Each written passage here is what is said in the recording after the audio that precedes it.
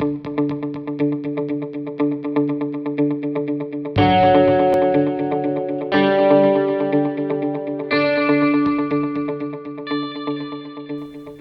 I'm Jon Torcia, and we're back for another installment of our look at the 2016 election. For this episode, we will be talking to the candidates vying for the first Hampden and Hampshire Senate seat. Incumbent Democratic Senator Eric Lesser is facing off against Republican candidate James Chip Harrington this November. I had the opportunity to sit down recently with each of them to discuss a number of current issues affecting the area, from the opioid crisis to jobs and the economy. The interviews have been edited for time and clarity. Today on our 2016 election series, we're here with a candidate for state senate, Ludlow School Committee member, Chip Harrington. Hi, Chip, John. good Thank to you see very much. I appreciate it. So now we're getting into the final weeks of the campaign. How's the campaign been going? Campaign is going very, very well. As you mentioned, it's campaign season, so all summer long I felt like I was kind of shadowboxing because the sheriff's race was sort of consuming the political air for the whole summer, really, because I had the primary coming up.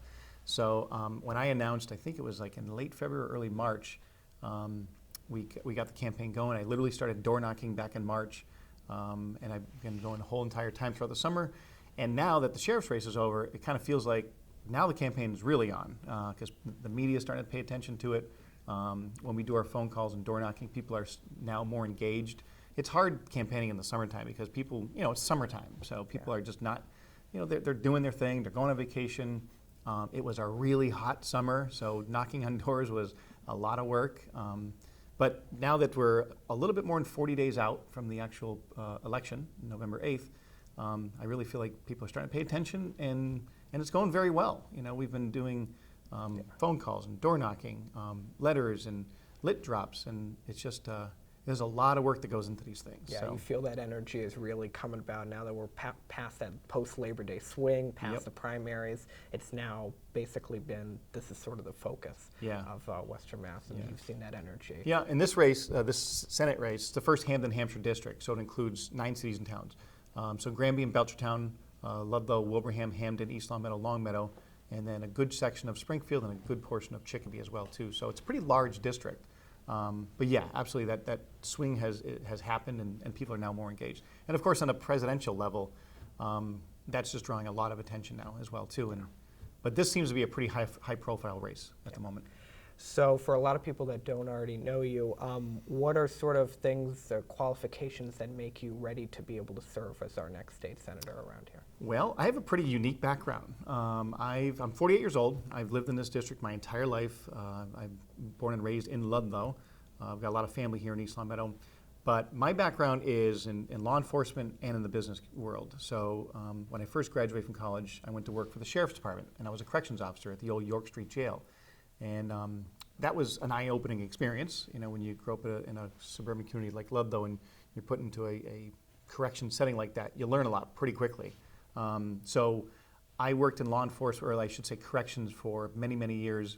And I did inside the walls working as a corrections officer. Then I worked outside the walls doing this thing called community corrections, where I would set up work projects for probationers and inmates, and I would physically take them there, and we would do work projects for communities.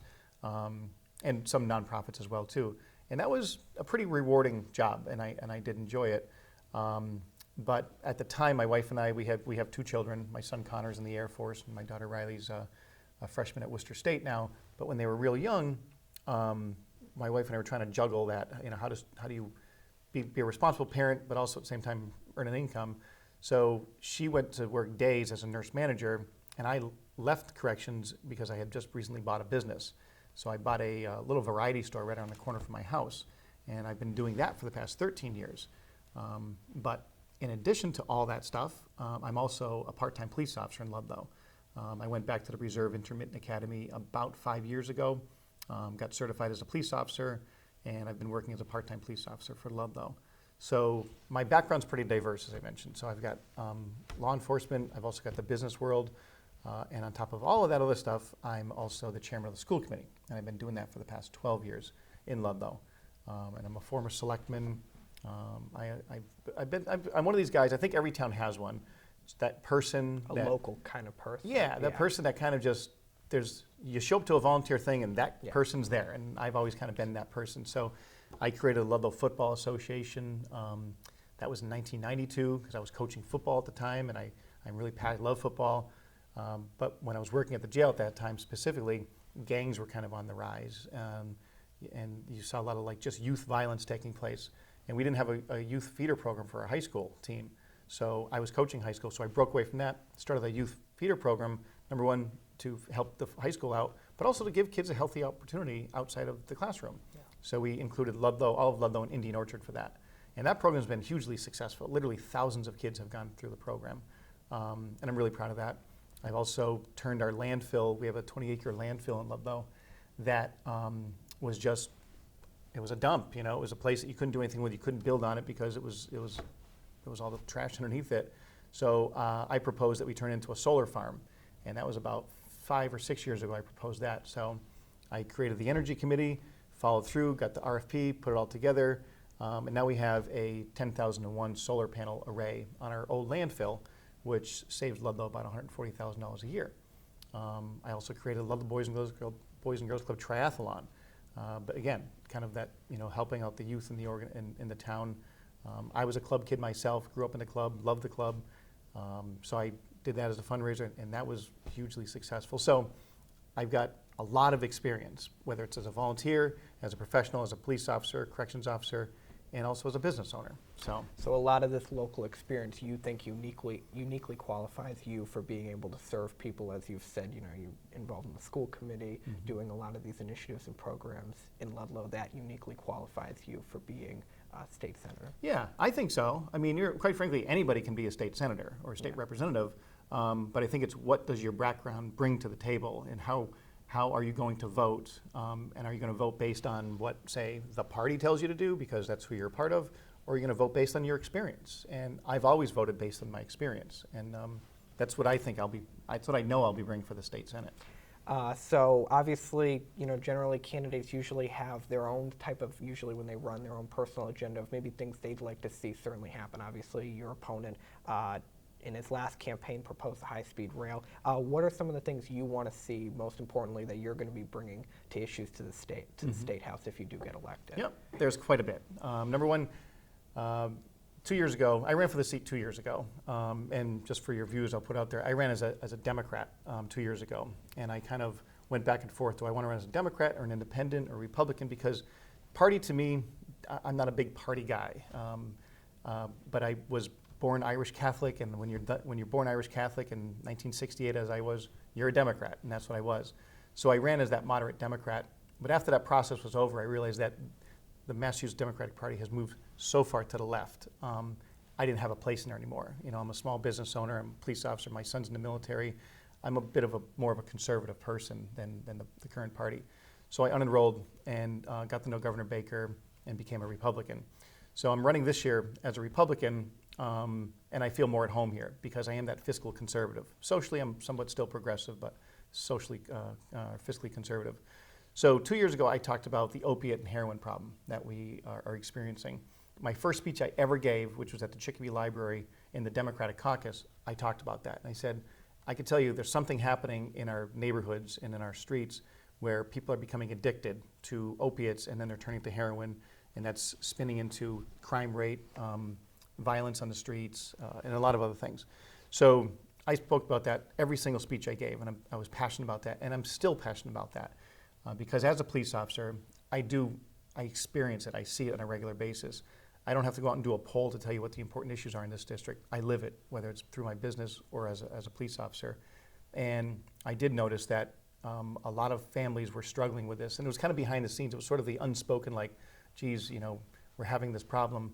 But some communities have come to the realization that, you know, the more we talk about it, the better it is. And in my community in Ludlow, we've actually created this, I'm not a part of it, but a group was created called the Ludlow Cares Coalition and the Michael J. Dias Foundation, where they're like, let's not keep our heads in the sand. Let's admit that this problem's here and face it head on.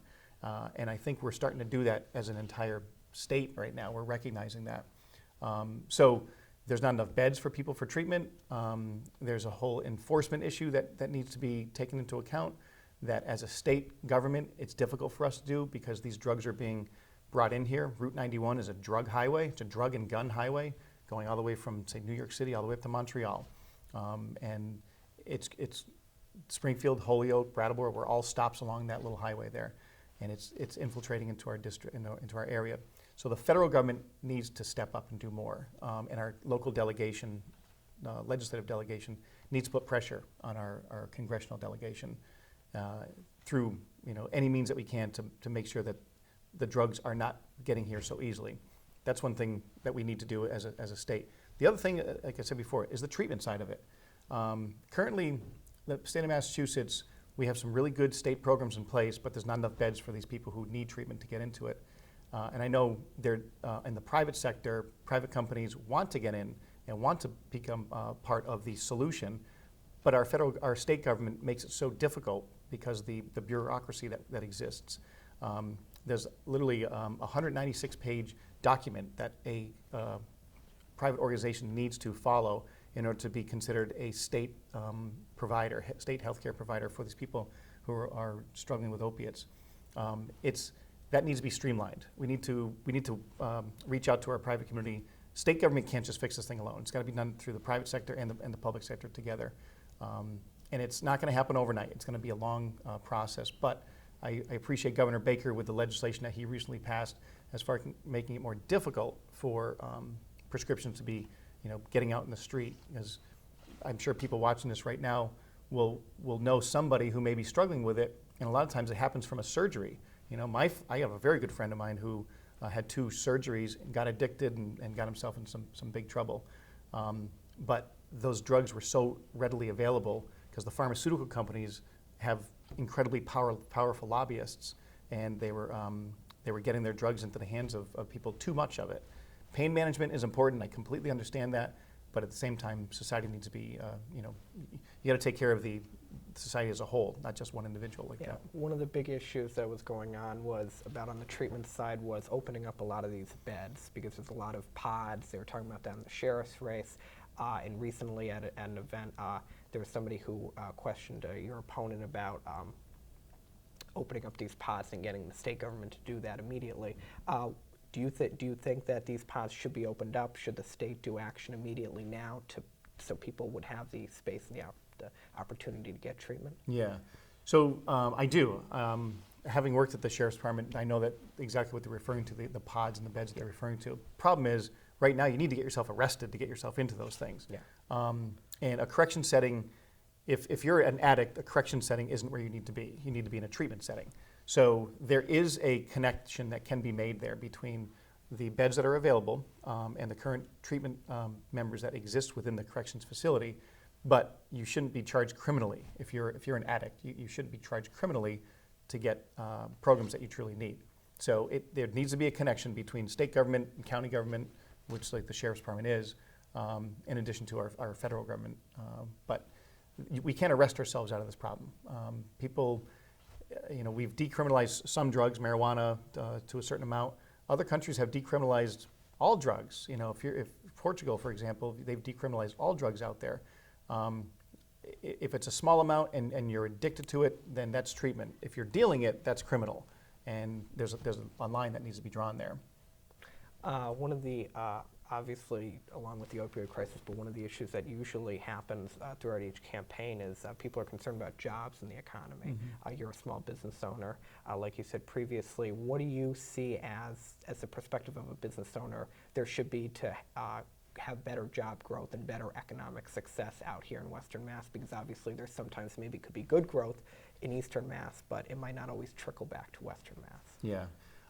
Massachusetts is not a business-friendly state. I'm a business owner, and sometimes running my business gets in the way of running my business. Just filling out all the documents and trying to keep track of everything that the state requires. And I understand that there's processes in place for that, and there's a reason why. But one small example I'll give you.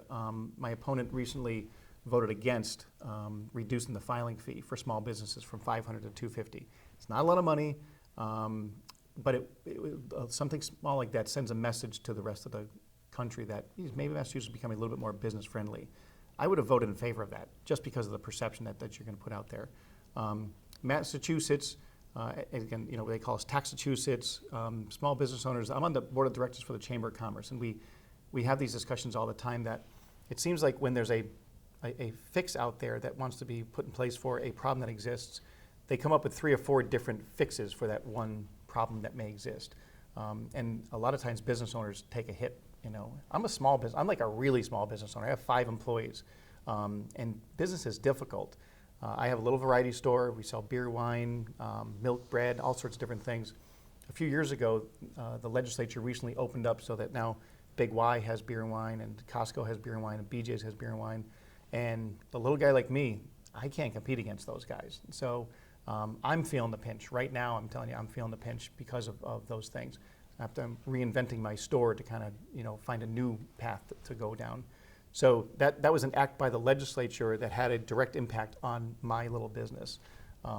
And oftentimes, I don't know anyways, but my feeling is that the legislature doesn't think about the little guy out there, because we don't have lobbyists, but Walmart does, and other large organizations do. So we're kind of out on our own, just trying to, follow the tide wherever it brings us. But you're right. You talk about Eastern Mass versus Western Massachusetts, and Eastern Mass seems to be doing pretty well. But we're kind of in this desert area over here. You got Hartford, Boston, Albany, and the Vermont area, and we're here. And we have a tremendous amount of talent out here that could be tapped into. But we're actually losing population out here because there's not many jobs. All of our school enrollments are down because families are moving out. I know at least a handful of people that have moved out of this state and have gone to other states because there's better job growth out there.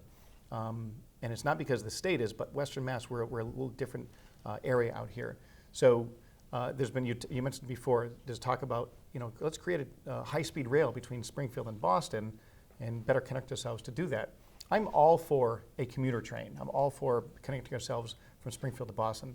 My argument against that proposal specifically has been, take the word high speed out of it. It's not going to be a high-speed train. It's going to be a train that's going to go maybe 15 miles an hour at points, maybe 45, and it may, if we're lucky, get up to 65 miles an hour. It's not going to be on these bullet trains. So I want to have the discussion with Eric Lesser about his proposals and his studies that he wants to do for high-speed train and our connectivity. But let's be real. Let's tell the voters what it really is. It's a commuter train, and I think if people understand that, they will support it or not support it. But let's be honest with them. If it does happen, I think there is an ability to connect ourselves with Boston and to New York and to other areas. So it's a viable project to have a discussion on. It's a tremendously expensive project as well, where I don't know if many people know this, but Amtrak is subsidized by the federal government.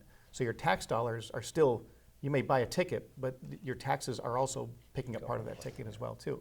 So we just need to be very honest with people about, if we're going to do this, this is how much it's going to cost, and this is what it's going to do in the long run for your pocketbook as well too, as a taxpayer. Yeah, one of the big things that's been going on obviously in the news is all the news about Peter Picknelly, and Lesser had, your opponent, Senator Lesser, was upset about how the governor had vetoed a feasibility bill, study bill lately. Do you think that was a corrective action by the governor to do that veto? Yeah, absolutely. I mean, if we're talking about how we are going to better connect ourselves to other parts of the state, why would we just limit ourselves to one mode of transportation? Yeah, let's include Peter Pan Bus Lines is a institution in this area, and it's, even though Peter Pan's not in this district specifically, a lot of those employees live in this district.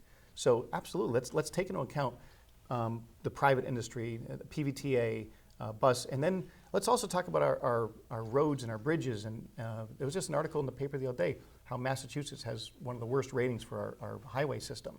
So all that needs to be encompassed. If we're going to do another study, because this study was already done in 2013, Congressman Neal had a study done about Northwest or North-South, East-West rail. If we're going to pay another, $200,000 to $600,000 for another study, let's include all modes of transportation. It only makes sense. Why would we limit ourselves to just one mode of transportation? We have the charter school question going on. First of all, what's your take on that? Second of all, what do you see charter school involvement in the public school system? Oh, okay. Yeah. This is where I differ with Governor Baker. He is a big proponent of lifting the cap on charter schools. And my perspective, as I mentioned before, you bring your perspective to when you're going to vote on something. As a school committee member in Ludlow, I do have a question about charter schools. And I think charter schools have a place, and they do a wonderful job. I'm not questioning what a charter school does. I think they do a decent job. I'm questioning the formula for which they fund it right now. So right now, for example, last year in 2015, we had 19 students from Ludlow go to charter schools, and it took about $324,000 off of our cherry sheets.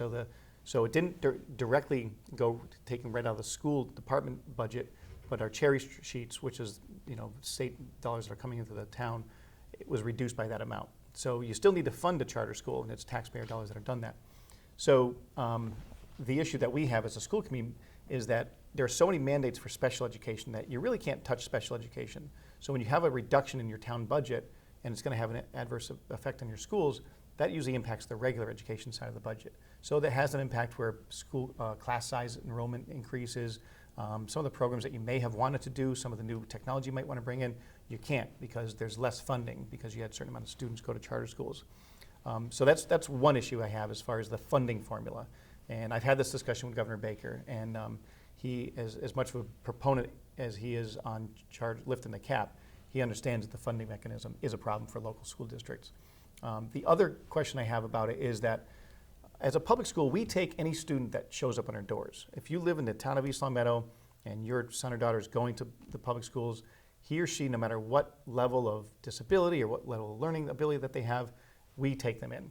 Our charter school, if they don't have services that are provided, they can somewhat, not necessarily pick and choose, because it's kind of a lottery system to get in there, but if those services aren't available to them, they oftentimes will end up back in a public school setting because they may not have a full inclusive autism program or something along those lines.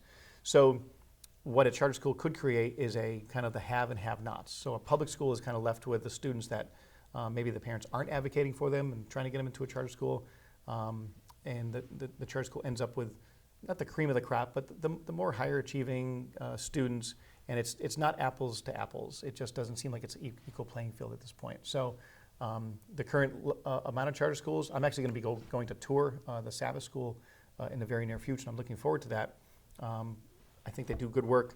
But I do, as a school committee member, as a taxpayer, as a father of students, I have a question about the role of charter schools versus public schools at this point. So me and the governor are a little bit different on that issue. One of the other issues going on in public schools right now is the Common Core, the implementation of it. It's been a relatively new thing that's come up in the last couple of years. As you are a school committee member, you're involved with a lot of this local stuff in the implementation. What's your take on Common Core and the direction of that and how it should be dealt with? Common Core is extortion from the federal government. I do not like Common Core at all, and I will not hide my feelings about that. So the federal government comes in and they say, you don't have to adopt Common Core, but if you don't adopt Common Core, then it's going to affect your Title I funding or some federal funding. But I don't have a choice at this point. That's where I talk about this extortion part of it. Common Core, on paper, I understand the theory behind Common Core. It's like, there's a common language amongst all the school districts in the entire country. So Massachusetts and Tennessee and California, we're all teaching towards a common goal. On paper, that sounds great. Communism looks great on paper. Everybody makes the same amount of money and everybody's happy. It doesn't work in practice, So Common Core, in my opinion, has taken away creativity for teachers and taken away creativity for just administrators and educators.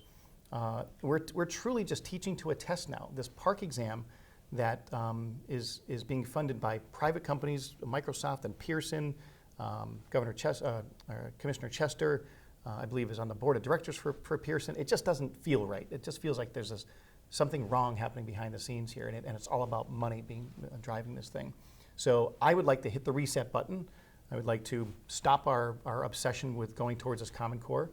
I'm not a big fan of MCAS, but I'm in the strange position where I'm now defending MCAS over these PARCC exams, because at least MCAS, I could say, was developed by Massachusetts teachers, actual educators, people who are licensed teachers in the state of Massachusetts, and I don't know who came up with this PARCC exam.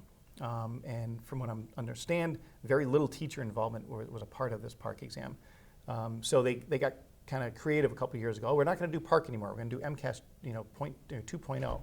Give me a break. It's the same thing as PARCC. All you did was change the name on it. Yeah, and this is a federal government measure, but what do you think the state can do to sort of, if they want to get out of this or change it or fix it, what do you see that could possibly be changed by this? Well, the Board of Education has the ability to not go this way. They've already voted to go this way.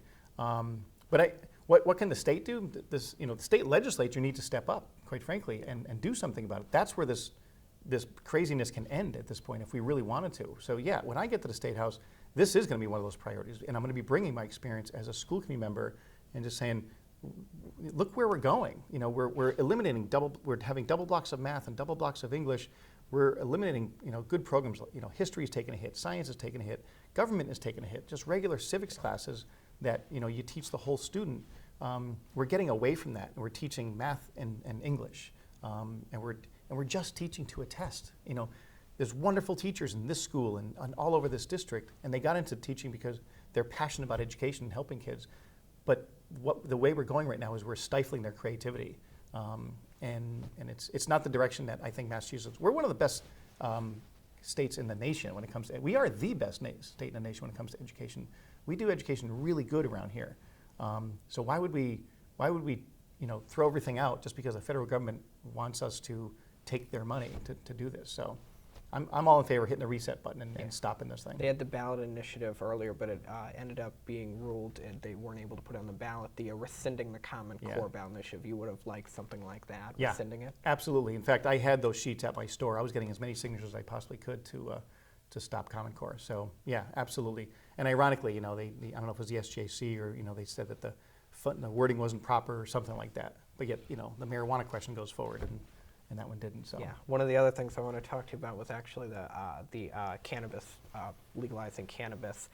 This has been an interesting issue where you've seen a unique host of people take opposition to it. Obviously, Charlie Baker, which you mentioned, the governor, the Attorney General, who's a Democrat, Maura Healey, and Boston Mayor Marty Walsh. What is your take on the legalization of cannabis? Should this happen? Should this not happen? What's your feel on it? I'm opposed to it. I'm going to vote no on making recreational marijuana legal.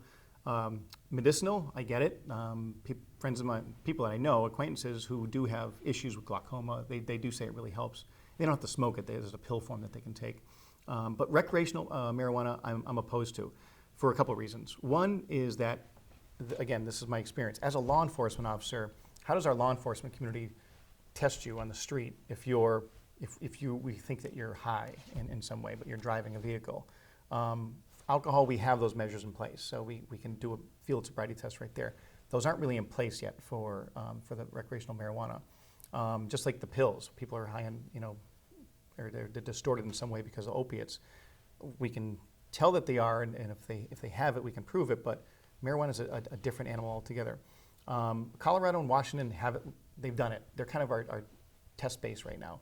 Let's see what happens out there. Let's give that some time to really develop before we or the whole country decides to, legalize marijuana. I understand the arguments, and people say it's going to bring in income, but, when do we stop just, going for the money and just understand that let's support society first? And my feeling right now, it might be one more kick in the teeth to society in general. So here we are talking about don't do opiates, don't do heroin, but go get high. Here's marijuana. Go get high. It's legal, but yet at the same time, we're sending very mixed messages to our young people out there today. So I'm voting no until we have more data, more research on it. One of the campaign issues that's been going on, obviously, in your race personally is the debates. You've called on your opponent to do a couple of debates. How's the progress on that been going? Will you guys be debating, or are you guys still in the works of figuring out the debate dates? Again, I'm shadowboxing. So I asked for 9 debates about a month and a half ago. We put a press release out asking for 9 debates. The reason I asked for 9 is because there's 9 communities. I wanted to do one in every single community. And at the time, their response, Senator Lester didn't respond, but his campaign responded just saying that, we'll find out who the Republican nominee is going to be. I was the only one on the ballot. There was a good chance I was going to win the primary. So now that the primary is over, I put another call out there to let's at least have 4 debates. And we got less than 40 days to go now, or just about 40 days to go. Let's at least have 4 debates. I know Focus Springfield, which is the cable access channel in Springfield, they're putting one together. I'm hearing Channel 22 is going to do one. We're hoping WGBY will do one. But I would like to get a neutral party each town has a Republican committee and Democratic committee. I would like to have each town, those two committees get together and settle on a place and a time. Doesn't need to be televised, but let's have myself and Eric Lesser in the same room, ask us these questions face to face. Let's talk about our experiences and just let people decide, for themselves. I welcome as many. I would love to have 100 debates if I could. I wish he was standing here right now so we can have this discussion, because I feel very confident in my experience. And people aren't always going to agree with me, but they should also get to see who my opponent is and what he stands for. So bring it on. So if East Long Meadow tried organizing a debate like this, you would be interested if we were able to possibly pull strings and able to get both of you together. Absolutely. You tell me when and where, and I will be there. All right. I promise you that. We'll definitely follow up on that. Yeah. Stretching to another thing, sort of outside the campaign, but still has a lot of effect, national politics. I wanted to get your take. What do you think of the state of the race right now? It's a little crazy right now on both sides. Do you know who you might be voting for in the presidential race yet? I can tell you who I'm not voting for. It's easier. I'm not voting for Hillary Clinton. This feels like this is one of those years when these history teachers in the school start talking about politics, and they're going to look back and say, oh yeah, 2016, that was the year it all changed, because it feels like this is like one of those watershed years. So every time I feel like I want to vote for the person that's in the party that I belong in now, he says something completely ridiculous again, and I back off. So at this point right now, I'm going to be writing Governor Charlie Baker, and he's the best Republican I know at this point. At this point where I stand, I like Charlie Baker. I like what he represents, what he stands for. He's level-headed. He's fiscally conservative. I may be doing a write-in this year. Yeah. So for our final question, obviously a lot of people have gotten disenchanted about national politics, and a lot of people aren't, as interested in local politics, the Senate race. Why is it important for not only people, we'll have a high voter turnout, but why is it important for not only people to take an interest in not only government and what's been going on now, but in your race? Why is it important for people not only to vote in the Senate race, but to vote for you? That's the best question, actually, because having been a member of local government for the past 25 years, the votes I took as a school committee member, as a selectman, as a precinct member, those had a direct impact on literally my neighbors. If I voted to bring in a new superintendent, that changed the course of education in Ludlow. That affects your property taxes, your business value, everything like that. The next level up from that is the state house, state Senate and state House of Representatives. The votes that are taken there also have a direct impact on your wallet and the quality of life for your family. So, the things that take place on the Senate floor are very important. They have a much higher impact on how the quality of life is that you lead. On the national level, when the Congress and the president pushes forward an initiative, it feels like it takes a while to trickle down to like the local level. But state races and local races, I think, are the most important races that, and it's sad because local elections have such a low turnout. That's the election where you should have 70 to 80% of the people showing up to vote, because that's those people that you're electing. East Long Meadow just went through a pretty important change in your change of government, and it took a lot of, like a storm to happen before people got activated to come out. But they saw during that process how important it is that when your local selectman, or currently now your council, takes a vote, how much of an impact that has on the quality of your life in your hometown. And I feel the same way in the state Senate. And also, talking about the state Senate too, the job as a state representative or state senator, it's important to be on the Senate floor and taking those votes and having those debates. But the other big part of the job is going to your conference committee and being a member. If you're appointed to a committee, a Veterans Affairs Committee or other committees, you got to be at those hearings. You got to listen to the testimony, because it's not often that the general public gets an opportunity to kind of come and testify and speak passionately about whatever it's going to be, whether it's homelessness for veterans or jobs for veterans. I'm committed to being at those hearings and listening to that testimony. And I've questioned my opponent about how often he's attended these hearings, because from what I understand, he hasn't been at many of them. And I've got some documentation to prove that he has been elsewhere in the state when really important discussions and testimonies being taken at the hearing level, at the conference committee level, that you need to be on. So I'm committed to having my voice heard and being on record as saying, I was here at this hearing, I listened to the testimony, and I'm going to base my vote on real practitioners who are in the field that are coming to the State House to have their testimony heard. So it's a very important job, and you got to take it seriously. And I'll close with this part too. You take it seriously, you do it for a while. I support term limits. If I'm elected to this position, I'm not going to stay here for 30, 40 years. I'm going to stay here for 20 years. These people who stay in these positions for 20 to 30 years, I think we just need more turnover. They may be wonderful legislators, but you know what? There's a Jon Torcia who's ready to fill the gap. That's going to be just as good as somebody there. So I believe in Massachusetts we should take a serious hard look at some type of term limit. If it's good enough for the President of the United States, why isn't it good enough for Congress, and why isn't it good enough for local legislators? And I'm not just talking 2 terms or 3 terms, because I get it. It takes a while to navigate and get used to it. But nobody should be there for 20 years or more. Chip, thank you very much for coming. Thank you. Hello, and we're back today with Senator Eric Lesser. Senator, great to see you. Thanks for coming Thanks on for the having program. me, John. Yeah. So we're now coming into the last 40 or so days of the campaign. How's the campaign been going? I know you recently had a kickoff.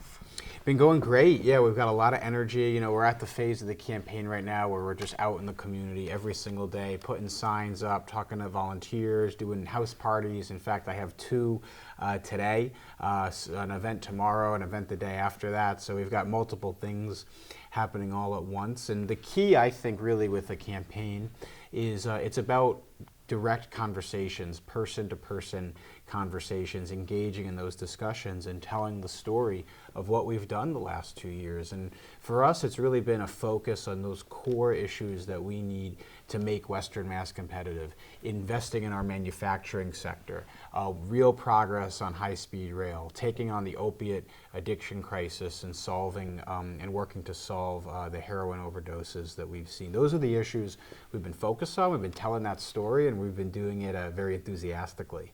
You've definitely had a lot of history in politics. I'm always curious to hear about your story into politics. What was your history beforehand, before you got into the state senate? Yeah, well, thanks, John. Well, actually started when I was about your age. I was a junior at Longmeadow High School. There were a round of local aid cuts, which was going to result in 40 teachers losing their jobs. I remember the principal of Longmeadow High School at the time called all of us in for an assembly. He said, you know, the music program, the art program, the science program was not going to look the same way the next school year as it did now because of all the cuts, all the layoffs that were going to happen. And I remember looking at that and saying to myself, you know, it didn't seem fair that 14 and 15-year-olds should have to pay the price, frankly, for bad decisions made 90 miles east. So we organized. We put a campaign together. Parents, teachers, students knocked on every door in town. We were ultimately successful at saving those teacher jobs. So around your age, John, I learned really that politics can make a difference, that despite all the messiness and the frustrations, working in your community, talking to your neighbors, building coalitions, arguing for something bigger than yourself really is the best way to make a difference and an important thing to be a part of. So I kind of caught the bug. And then after going to college, I got involved in the campaign of this skinny guy with a funny name from Illinois, Barack Obama. And this was back before he was president, back before people even thought he really had much of a chance of being president. And the job I ultimately had for him during that first campaign was to carry all the suitcases around during his first primary campaign. The way I describe it was a little bit like being the equipment manager for the Red Sox, you know, kind of along for the ride and making sure all the BlackBerry chargers were found and everything was taken care of. But it was a big job, a lot of responsibility for a 22-year-old. I traveled with him to 47 states, over 200,000 miles. And when that was over, had the opportunity to go with him to the White House. I worked there as the special assistant to David Axelrod, who was his chief counselor. But after about 4 years of that work, as fun as it was, as interesting as it was, and really as humbling as it was to work at the White House, to see the Oval Office every single day, to walk into the West Wing every single day. My office was 40 feet from the front door of the Oval Office.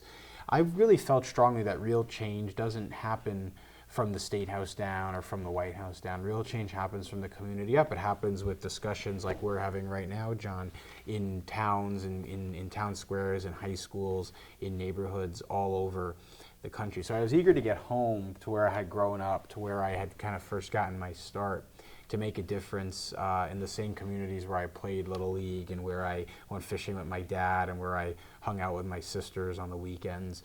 So I came home and jumped in to our race for state senate in 2014. You were involved in that. We were all involved in that. I wasn't a whole lot older than you are right now, Yeah. but ended up winning by 192 votes. So when people tell me, hey, they don't think their vote counts or they're not sure they're going to vote, I say, every vote counts. We can all make a list of 192 people that could make the difference. So now we've been able to work on issues that are really important to us right here at home. So that's kind of the quick version of the story. And you're also, I believe, the youngest senator Yeah. right So, now. I believe. Yeah. so I am the youngest, and I actually think that's a good opportunity because, millennials, people in our generation, are really underrepresented in the political process right now. And when you think about really important issues, technology in policy, innovation in government, student debt, and all the issues around the cost of college and the cost of education, those are really important issues for our generation, and we're underrepresented in both the State House and also, frankly, in all levels of government, federal government, and actually, importantly, in town government, too. We need young people stepping up, getting on planning boards, getting on select boards, joining school committees, running for local offices, state offices, and federal offices. And that experience when you got involved in Longmeadow and also that national exposure, you feel that gives you a unique perspective in sort of handling these state issues that are going on right now? Yeah, because you realize it's all interconnected. I have experience at local level of government, organizing in my community and in my neighborhood, certainly experience on a federal level, working in the West Wing of the White House, and now, of course, experience on the state level in the state Senate. And something that is important, I think, for people to understand is all of these issues are interconnected. So let's take any issue, transportation, for example. One of the projects I've been working on quite a lot is East-West Rail between Boston and Springfield. You need everyone synced up on that. We need federal help. We need the Federal Transportation Department offering grants. We need federal government stepping in to pay their share of the project. We certainly need state cooperation. The tracks will likely be owned by the state. The right-of-way issues largely intersect with the state. And we need willing partners at a city and a local level to make use of the stops, make sure there's good development around the train stations, make sure public safety is taken into consideration, local zoning and land use rules are done on a local level, not a state level. And you need private partnerships. You need the business community, you need the nonprofit community, you need small business owners and the corporate world stepping up to make a project like that a success. Also, you think about, for example, what it would do for Bay State Medical Center and their workforce, or what it would do for MGM and the new project there. So you need to kind of make a broad team-oriented approach to these kinds of challenges. And I think because of my experience in a lot of different places and with a lot of different people and at a lot of different levels, we have a good broad net from putting that strategy together for success. Yeah, the high-speed rail obviously has been a big thing you talked about 2 years ago when you first ran. What's sort of been, where does the high-speed rail stand right now? Where do you see maybe the project going in the future? Yeah, great question. So happy to kind of bring readers, listeners, Yes, and viewers listeners, exactly, up to speed, so to speak, on where we're at. So it's important for people to understand this is not a project that's being pulled out of thin air. The single most expensive element of any rail proposal is getting the right of way for the tracks. We actually have a right of way. There's a track system already in place, except right now freight is being shipped rather than people. So there is a rail link, and there are trains going back and forth between Springfield and Boston every day, except they're shipping soybeans and sand and whatever materials are on those trains instead of people. So what has to happen is a deal needs to get struck to give a right-of-way agreement so that passenger trains can operate on the same lines the freight trains are operating on. There's a model for how to do this, which is the Boston to Worcester portion of the track. Several years ago, the state purchased the right-of-way from the freight rail operator on the Boston to Worcester track.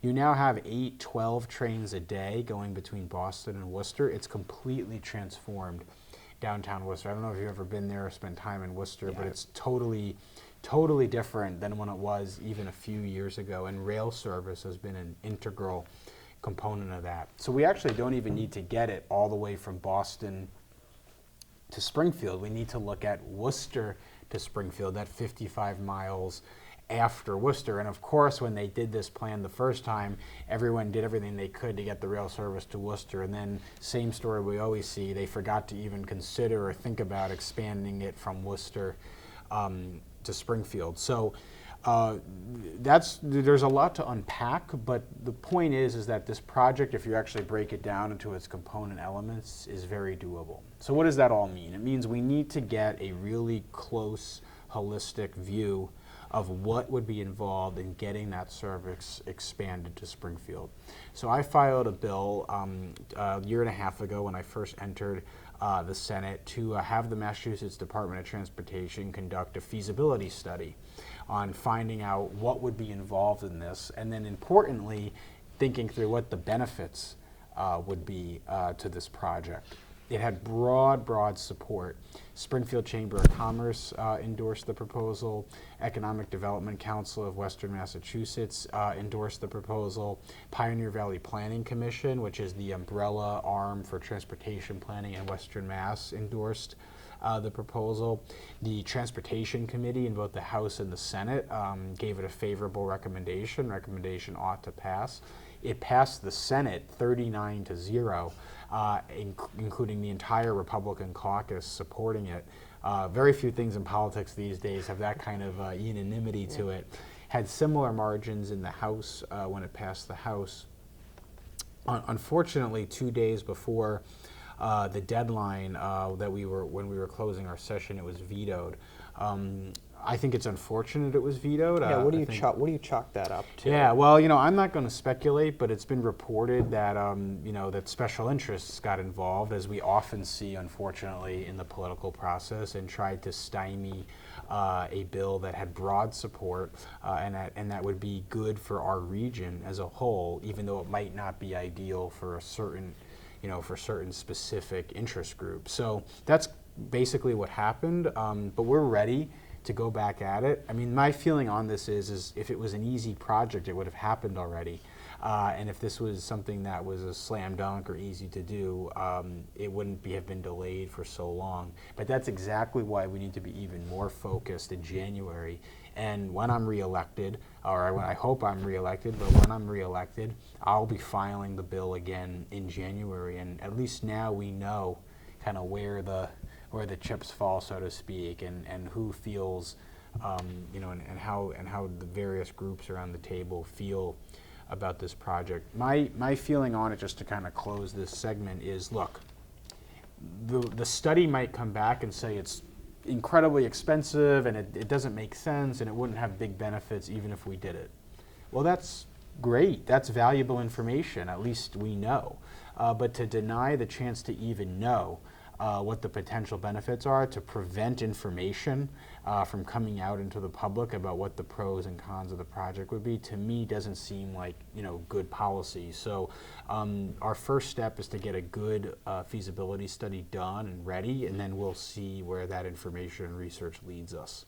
That's obviously been one of your biggest priorities coming into the Senate. You've been there now for 2 years. What are some of the things you've not only championed but seen happen that affects Western Mass people? Yeah, so we're here in East Longmeadow. You participate in the Lower Pioneer Valley Education Collaborative. So one important example, there are over 7,000 jobs in advanced manufacturing. East Longmeadow is a center for this. You've got Cardamunde here and Lennox and all these great manufacturers, Hamden Engineering, Excel Dryers, so many really iconic companies based right here in East Longmeadow making things and creating very good, high-paying jobs for people in our community. Right now in Western Massachusetts, there are more than 7,000 vacant positions in the manufacturing sector.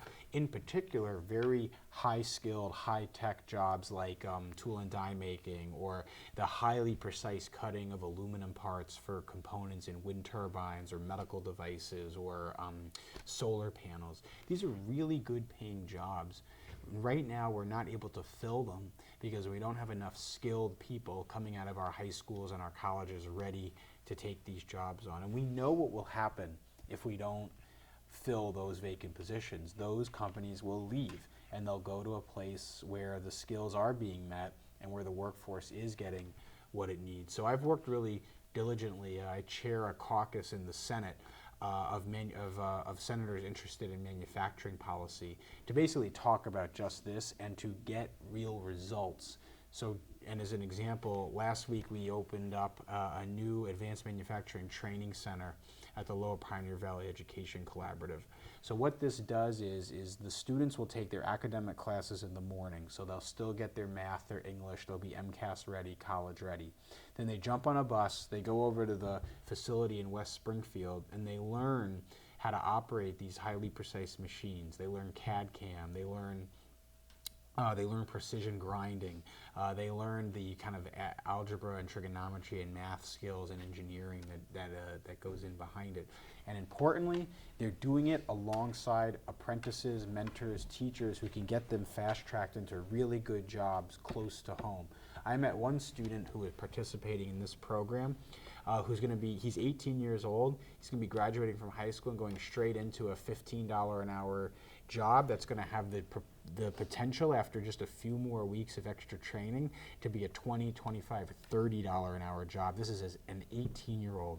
This is with no student debt, no expensive long private college, and a real ladder. This is the important part, a real ladder for advancement, the potential for management, the potential for opening up your own shop or your own small business down the line after you get your skills honed. This is what we're about in Western Mass. So projects like that are very fulfilling and where I think we really need our focus to be. Yeah, another one of your big things that happened in the legislature was obviously the opioid bill. Yeah, And obviously a lot's been happening with that as well.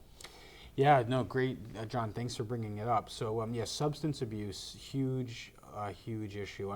It's tragic, the statistics, but heroin overdoses are now killing more people in Massachusetts than guns and car accidents combined. This is a really terrible public health emergency, and unfortunately, our communities here are not immune. East Longmeadow has suffered, Longmeadow, Hamden, Wilbraham, all our communities in Western Massachusetts are feeling this. We know that over 75% of the people who are dying from heroin overdoses began with prescription drugs. So I worked with the governor to craft a really comprehensive bill that gets at that ultimate sort of original source, which is the oversupply of these highly addictive narcotic painkillers. So better education for our doctors and our providers, better safety controls and tracking at pharmacies.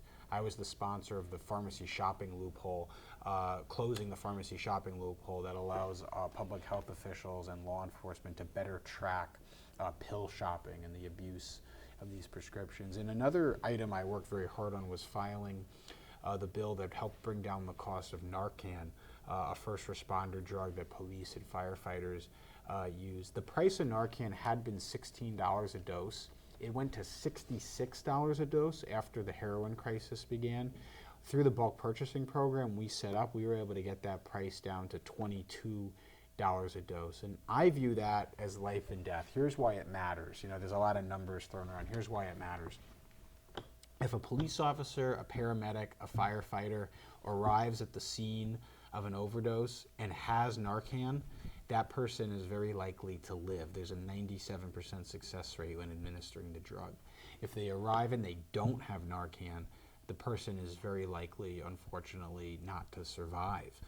So this is life or death. We have to make sure our police, our firefighters, our paramedics have the access to Narcan.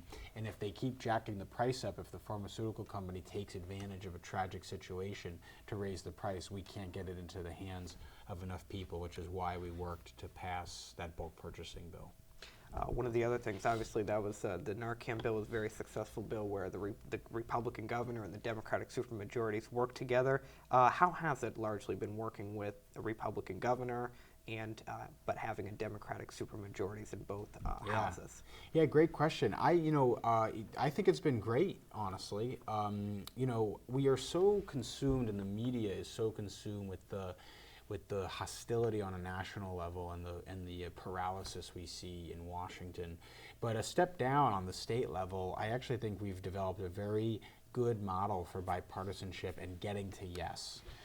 My approach is, look, I have some fundamental beliefs I believe in very, very strongly, some core values about who I am and what I think our government should stand for, what our state should stand for.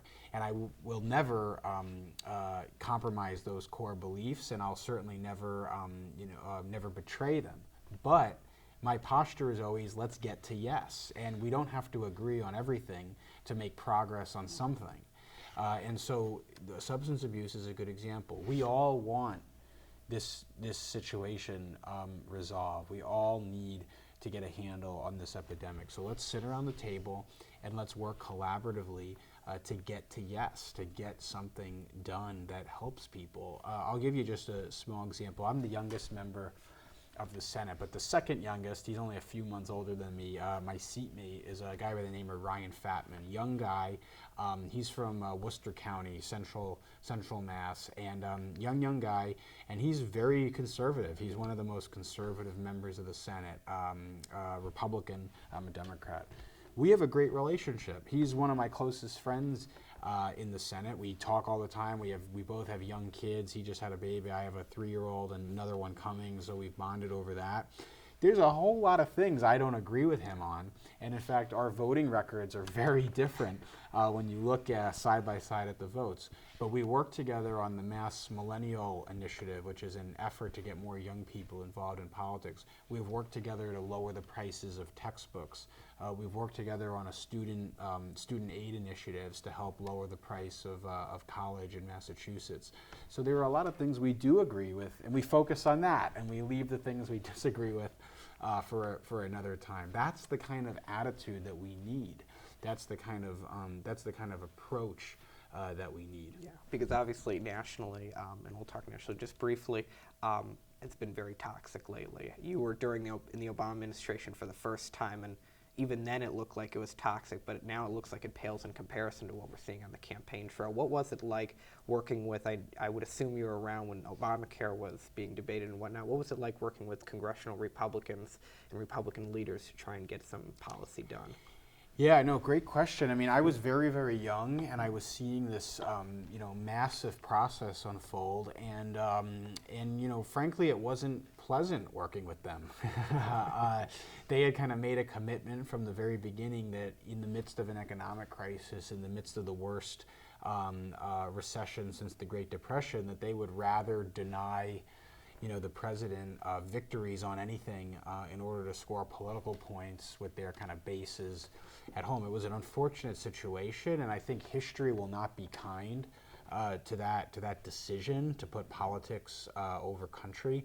We have a long tradition in the United States of politics kind of stopping at the water's edge.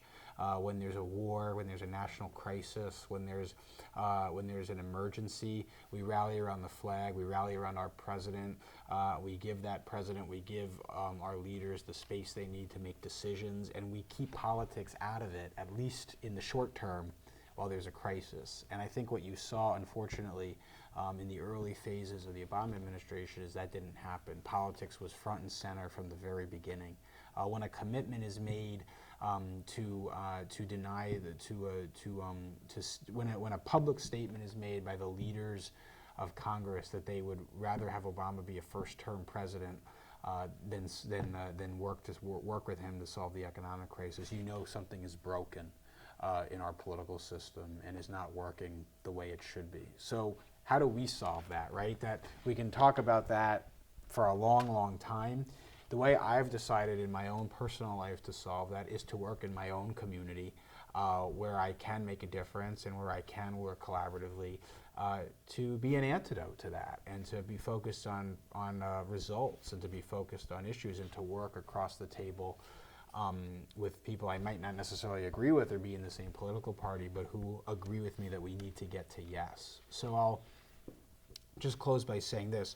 All the things we've talked about, high-speed rail, the opiate crisis, manufacturing, our initiative for young people in government, our efforts to reduce the costs of textbooks and student debt. Every single one of those things I've worked on has been with members of the other party, has included co-sponsors who are Republicans, were done collaboratively with the Baker administration. And I'm very proud of that. And I think that that's something that we can make a model for the rest of our politics, honestly. Talking about question 2, that's obviously lifting the cap on charter schools. How do you stand on that issue? And obviously we have quite a number of charter schools in the area. Do you think the cap should be lifted or not? Yeah, so I'm going to vote no on question 2. I do think we want the charter schools that are in existence to be successful, get them the support they need. There's kids in them, so we owe it, of course, to those students and to their parents and to the teams at those schools to make sure they're successful. There's a structural issue with charter schools that needs to be resolved before the cap gets lifted. I support reforms in our education system. I got my start in politics working to invest in our education system. I'm the product K through 12 of public education. There's nothing more important, frankly, that our society does than educating the next generation to be good citizens, to be members of our economy, to be productive, and to ultimately give back. But the issue here is that the charter school system right now is set up where it's structurally siphoning money away from our public schools just at the exact time we need our public schools ramping up investment to stay competitive with a world that is increasingly competitive. I mean, the irony or the great opportunity and challenge of our time, frankly, is that you, John, as a student in East Longmeadow, you're not just competing with the other students in your class or the kids in Longmeadow or the kids in Springfield or the kids in Wilbraham. You're also competing with kids in Beijing and in Shanghai and in Moscow and in Johannesburg and in Sao Paulo and all over the world, because it's a global economy, it's an interconnected economy, and if we want our schools, our public schools, to be the absolute best, they need the resources to make them a success. And the way the charter law is written is it would just, at a critical time, it would take huge amounts of resources and move them away from the public schools. Now, the charter advocates say, well, that's good, it encourages innovation, it encourages change. They make very, very valid points. But the issue here is that 97%, 95% of Massachusetts students go to a traditional public school. Even with the charter referendum change, that's not going to appreciably move by much. I mean, maybe a few percent change because you get kids off waiting lists to get into charters.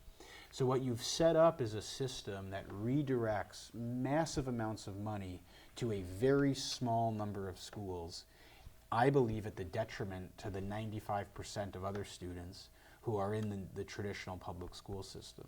So the solution long term needs to be how we make public education work for all students in all of the schools, not just in the charter schools. We can use the charters as labs for innovation, as ways to learn best practices, but there needs to be transference back to the public school system, or else you're going to set up this very unfair system where a very, very small number of students who are at the charters have access to a different education system than everybody else who's in the traditional public school system. And it has big ramifications for a community like East Longmeadow, because you can have relatively small numbers of students from East Longmeadow going to charters in the area. The money leaves and goes to support them, and East Longmeadow High School and all the other schools in East Longmeadow, and all the students, most importantly, who are still in the East Longmeadow public schools, now have a lot less to work with and a lot less resources to work with. One of the other big ballot questions coming up was also it's been a hotly contested one, the legalizing cannabis. Yeah. There's been obviously members of your party, some are very supportive of it, some like the Attorney General and the Mayor of Boston, Marty Walsh, are opposed to this measure. Where do you stand on the legalization? Yeah, great question. I mean, I struggled with this one a little bit. I will vote no. I don't think we should fully legalize it right now. There are undoubtedly injustices in how the drug war has worked. In fact, I think one of the great sort of mistakes, frankly, of government over the last several decades has been how we've prosecuted the drug war. The huge numbers of people in prison for nonviolent offenses, and it's undoubtedly prosecuted unfairly. There's racial and ethnic disparities. There's issues around poverty and how it's prosecuted in poor communities. All of that are very good and very strong arguments for legalizing marijuana. I think we need to take a little bit more of an incremental approach. I support decriminalization and making sure that the medical marijuana laws actually get implemented in an effective and judicious way. We are in the midst, we talked earlier about the opiate addiction crisis, we are in the midst of a really unprecedented crisis around opiates and substance abuse. This is really a bad time to all of a sudden upset the apple cart and ask the very same institutions that are really strapped with solving the heroin overdose epidemic, whether it's our hospitals, our public health infrastructure, our substance abuse counselors, our ministries and other people working on substance abuse issues, to now all of a sudden upturn all that and legalize marijuana, I think would not be prudent, and I think will ultimately set back the effort to fix a lot of these disparities. I'll just give you an example. The Massachusetts Senate, we really thought long and hard about this issue. We actually sent a delegation of senators to Colorado to go see what was happening in Colorado, because Colorado, of course, is the state that legalized marijuana first. And they have had a lot of issues in Colorado. There's so many other things we need to think about here. How do you regulate edibles? Things like pot brownies and things like that. How do you regulate driving under the influence or operating machinery or equipment under the influence? How do you think through the possession requirements and how that works? How do you think through the banking and all the money systems? Because right now on a federal level, the money can't cross state lines because it's still illegal on a federal level. This is getting a little complicated, but this is my point. So banks won't accept deposits or accept transactions through marijuana sales. So how do you account for all that? These are all reasons why I think this issue should be resolved by the legislature, where we can kind of incrementally work on some of these things and sort them out in a thoughtful way. But to just blow it all open with a vote right now, I think would be counterproductive. One of the other local things that's been going on, especially in this race, is talks about debates. We had your opponent on a few days ago, and we were possibly thinking about, obviously, you both are two busy people, possibly putting on a debate here at either LCAT, ELHS, having people representing both the Republicans and the Democrats. Would you be possibly interested in doing a debate like that where the students were possibly moderated? Yeah, and I'm always interested in the debate. Because we have, I mean, obviously, as we talked about earlier, there's quite a few people that have interned for your campaign. There's, I think, some people that probably are involved in the other campaign. And I think this would be a great opportunity to have both of you debate. We can talk about this, obviously, offset. But just wanted to ask you. Yeah, of course. Yeah, we don't have specifics especially yet, if you're involved, John, because you're a smart guy. So I want to make sure that I want to make sure you participate. Definitely. So, sounds good. Well, Thank you. We'll look into that. Thank you very Awesome. much. Yeah, thanks, Good my to friend. see you. Yeah, thank you.